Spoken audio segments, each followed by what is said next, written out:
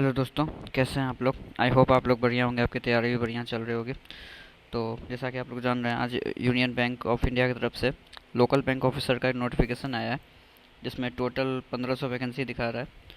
तो आज उसमें हम लोग चर्चा करने जा रहे हैं उस नोटिफिकेशन के बारे में। जो भी है सारा डिटेल्स पे बात करेंगे। जैसा ये फुल टाइम जॉब है, कोई ये ना सोचे कि ये पार्ट टाइम है या कॉन्ट्रैक्ट बेसिस पे है। ये ऐसा कुछ नहीं है। कुछ लोग बोल रहे थे कि ऐसा होगा, पर ऐसा है नहीं। ये आप देख सकते हो, 1500 वैकेंसी है। उसके बाद अगर स्टेट वाइज की बात करें तो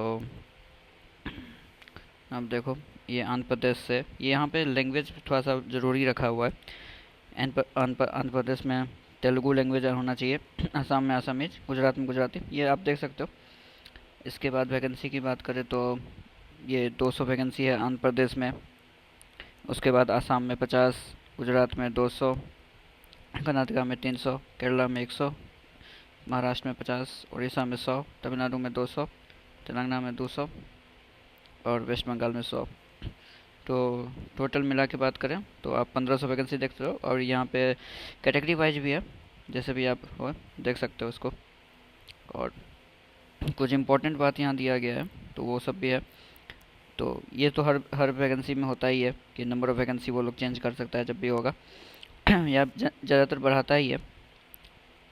और सारे कैंडिडेट बस एक एक स्टेट से ही भर सकते हैं, ये दिया हुआ है यहाँ पे। और उसके बाद यहाँ कोई भी जब ज्वाइनिंग होगा तो 10 साल तक आपको वो उस सिलेक्टेड स्टेट में ही काम करना पड़ेगा। उसके बाद आप अलग इधर इधर से उधर कर सकते हो।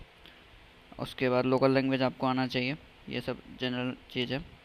इसके बाद का बात करें तो SC ST OBC के लिए है कि मतलब अगर आपको उस स्टेट में नहीं है वैकेंसी, तो आप फॉर्म भर सकते हो, लेकिन उसका वो अप्लीकेशन फ़ी चार्ज नहीं लगेगा, लेकिन स्पेसिफाइड इंटीमेशन चार्ज ये आपको देना पड़ेगा अगर किसी स्टेट में SC ST वाइज को नहीं है। लेकिन यहाँ देख रहा है कि सारा ही स्टेट में SC ST को कुछ ना कुछ वैकेंसी है, जितने भी स्टेट में आया है, तो इसका कुछ ज़्यादा कोई मतलब है नहीं।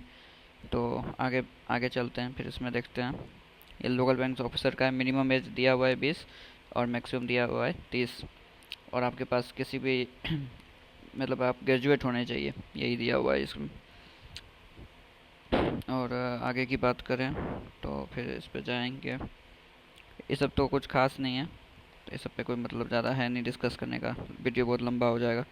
सर्विस इंडेफिनिटी बॉन्ड है। ये तो सिलेक्शन के बाद का है, 3 साल का होता है। ये तो बैंक टर्म पे ही है, जैसा बैंक का होता है 2 लाख। अब यार अभी PO ज्वाइन किया था, वहाँ पे भी 2 लाख का ही था। बॉन्ड बनाया गया था 3 साल के लिए, पीरियड के लिए। प्रोबेशन पीरियड 2 साल का होता है। सेम ही है, बैंक जैसा ही है, कुछ ज़्यादा वो प्रोसेस नहीं है।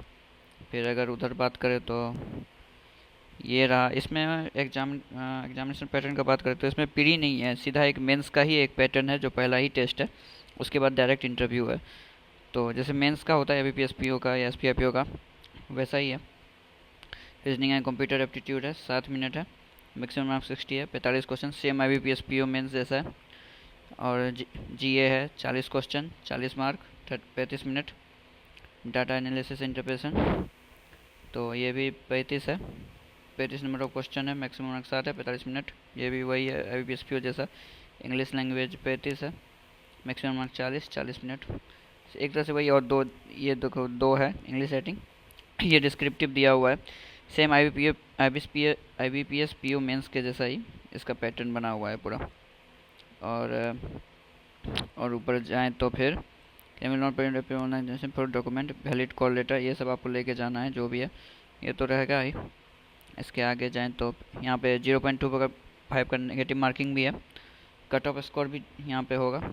और यहाँ पे है कि सेक्शनल वाइज भी कट ऑफ है इसमें। सेक्शनल वाइज भी कट ऑफ है इसमें, वो भी आपको क्लियर करना है।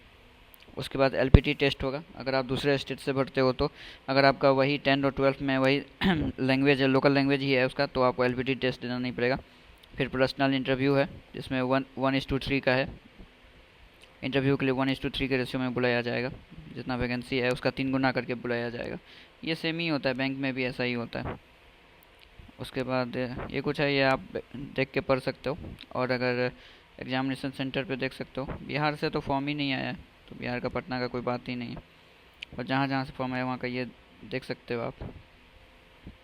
फिर आगे चले तो फिर इस पर इंटरव्यू के टाइम का है, जब आप वो प्री इसके ये जो रिटर्न प्रोसेस निकाल लोगे तब आपको इंटरव्यू में बुलाया जाएगा, तभी का है।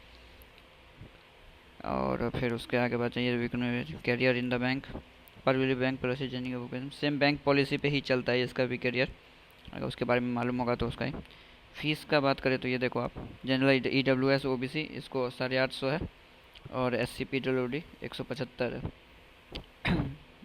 इंक्लूसिव ऑफ GST लगा के, तो ये चार्ज बढ़ेगा नहीं।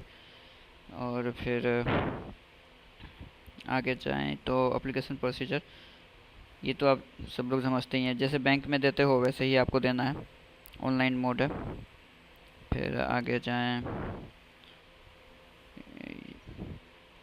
ये सब तो कुछ ज़्यादा ही वो रहता है, इसमें कुछ ज़्यादा टाइम वेस्ट होगा। और आगे ये आपका फॉर्म भरने का वो है, उसका साइज़ कितना हो ये देख लो आप। फिर भी फोटोग्राफ का है 20 से 50 KB ये लोग ज़्यादा मैटर कराता है। और फिर सिग्नेचर पे जाएं तो 10 से 20 KB, और फिर इधर जाएं तो 20 से 50 KB। फिर हैंड रिटन डिक्लेरेशन इमेज में 50 से 100 KB। और किसी को अगर फॉर्मेट का वो हो मालूम हो नहीं हो तो यहाँ पे ये फॉर्मेट है, इसी में हैंड रिटन डिक्लेरेशन अपना डालना है। और फिर स्कैनिंग फोटोग्राफ में इमेज जैम पे ये दिया हुआ है, ये इसका कुछ प्रोसीजर है वो सब है, आप चेक कर सकते हो। फिर फॉर एक्सपीरियंस सर्टिफिकेट अगर कोई कैंडिडेट किसी में ज्वाइनिंग किया हुआ है तो उसके लिए ये फॉर्मेट है, कैसे उसको करना है। ये सब अलग चीज़ है, ये सब हमारे लिए नहीं। फिर आगे जाएं तो इतना ही है नोटिफिकेशन में। और ये आप वैकेंसी उसे देख सकते हो, टोटल ये पूरा ही नोटिफिकेशन था जितना भी था। और जबकि ये हम लोग के लिए है नहीं, ये तब आपको सर्टिफिकेट जब बनाना होगा उसका फॉर्मेट है, मेडिकल या डिसेबिलिटी का सर्टिफिकेट जो बनता है उसको आपको ऐसे बनाना पड़ेगा। और ये डिसेबिलिटी सर्टिफिकेट देख सकते हो यहाँ लिखा हुआ है। उसके बाद फिर ये डिसेबिलिटी था, ये भी वही है, फ्रॉम ए सर्टिफिकेट प्रोग्राम में, ये सब आप देख सकते हो, ये सब डाउनलोड करके भी आप पढ़ सकते हो जिसको इसका ज़रूरी होगा। टोटल मेन यही था, 1500 वैकेंसी है, और ये हर एक स्टेट का है अपना अपना, ये देख सकते हो यहाँ से यहाँ तक है। इसके बाद आपको ये जो टर्म एंड कंडीशन था वो बता ही दिया, तो जिसको भी अगर फॉर्म भरना है वो भर सकता है, ऐसा नहीं है कि इसमें कोई ज़रूरत नहीं। और उसका इवेंट का है, कब से कब भरना है, 24 तारीख से ये शुरू हो जाएगा, ये 24 तारीख से शुरू होगा और 13 नवंबर तक चलेगा, तो आप ये कर सकते हो। एलिजिबिलिटी में उतना ही है कि आपको ग्रेजुएट होना है बस। चलिए फिर आप लोगों को अगर कोई पूछना हो तो आप लोग पूछ सकते हो कमेंट बॉक्स में। चलिए फिर मिलते हैं अगले वीडियो, थैंक यू।